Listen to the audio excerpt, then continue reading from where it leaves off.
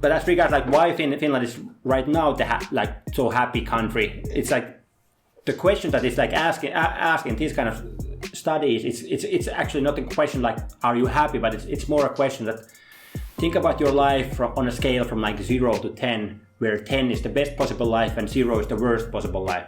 Where would you put yourself on that kind of scale?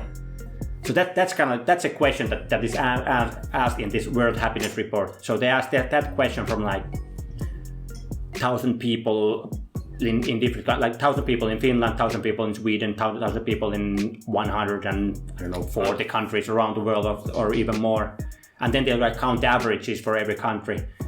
And that's kind of like, because it's not a question like have you been like smiling today, or have you been like having a joyful time today. It's more a question about like when you think about your life, are you like satisfied with your life conditions?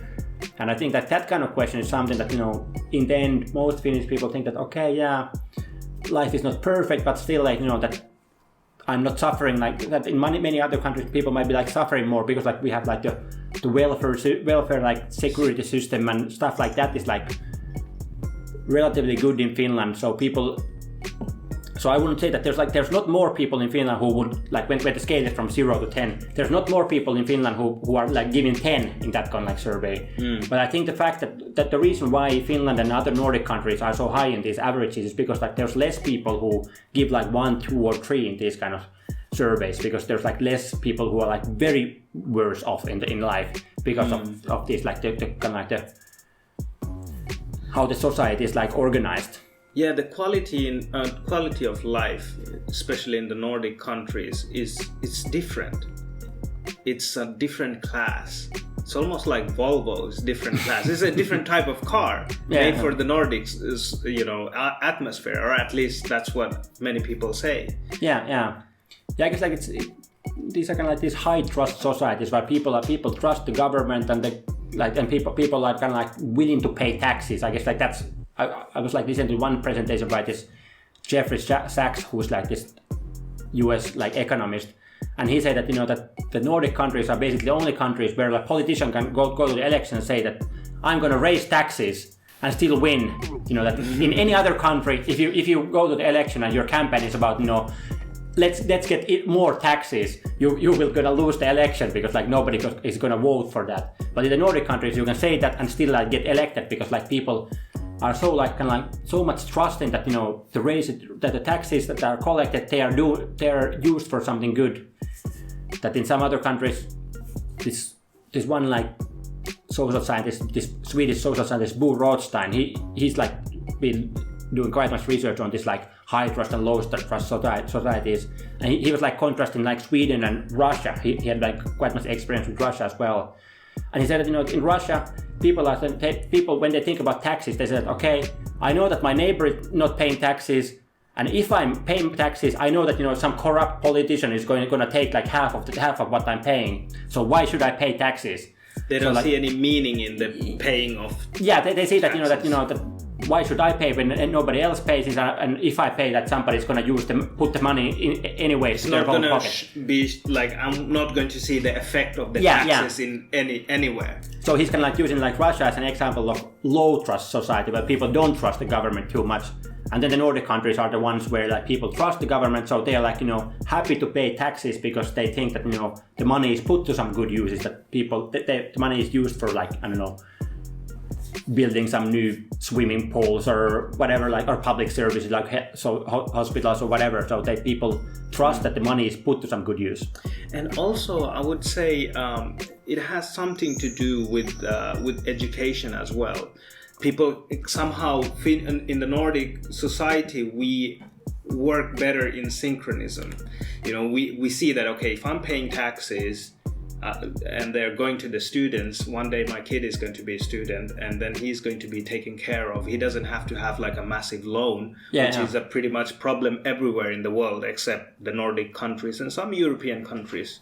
Yeah. So, and actually this the Bo Rothstein, who I already mentioned, he also had like one study where he was looking like the education levels at, I don't know, some year in the like 19th century, like 1800, 90 or something like that. He was examining like how many years people on average had like education during that during that period in various countries around the world, and then he was like kind of like using that to predict how much people trust the government like in today, and he found out that was like quite like good predictor of like trusting government. Like the 19th century level of education predicted 21st century level of trusting government. So his argument was that that building these high trust societies, it's not like something that you can do just like that, but it takes time, and education is one of the key means to that. That when you have like highly educated population, they're gonna vote for people who are like more trustworthy. They're not gonna be voting so much for the populist parties, but they're gonna be like making more like reasonable choices about who they elect, and through that, and also the government is gonna be like more trustworthy. Yeah, just had a thought in my head, but it slipped. But yeah, and also, investing money on education, you might like, when I think about countries like Bangladesh, and I know, some basic history of Bangladesh and so on and so forth, but there was a government that was putting a lot of money into education instead of the roads and infrastructures, things that you can see and feel. Education is something I can't touch your education. Right? So when they were, because in Bangladesh and probably in any other countries as well, like the opposition of the government will always like criticize the government, right? Yeah. And their critique was like, where's the road? We need bridges, you guys ain't doing your job. You see all these people, they have to work so hard because we don't have bridge in such and such place and whatnot. But, it's quite sad that, people, we want the quick taste. We want the fast calories, so to speak. We don't think about the long game. Yeah, of course, like education is something that it doesn't pay off today. That if you invest money in education today, next year you don't see any result. It's that if the politicians are elected for like 4 years or 6 years or how many years they're elected, it's not going to be like, the results are not going to be visible when they're like still there in the parliament. But it's going to be like the next generation is going to be seeing the result. That that if you start to invest in education now, 30 years from now you will see the results. And of course, like that requires some like long-term thinking from the politicians, but also from the public themselves. That the public understands that investment in education is good investment, even though we don't see the roads or like anything visible right now.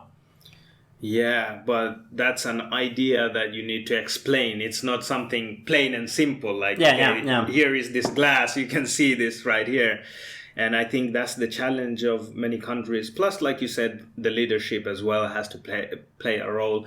If a child has an abusive father, he will not trust the father. He will have very uncomfortable and unsure relationship with the father, will be very skeptical, just in general. I'm not saying specific case, but the same thing happens to the citizens as well when they see that the leadership is like, you can't affect the leadership. And you can't affect how the money is being spent.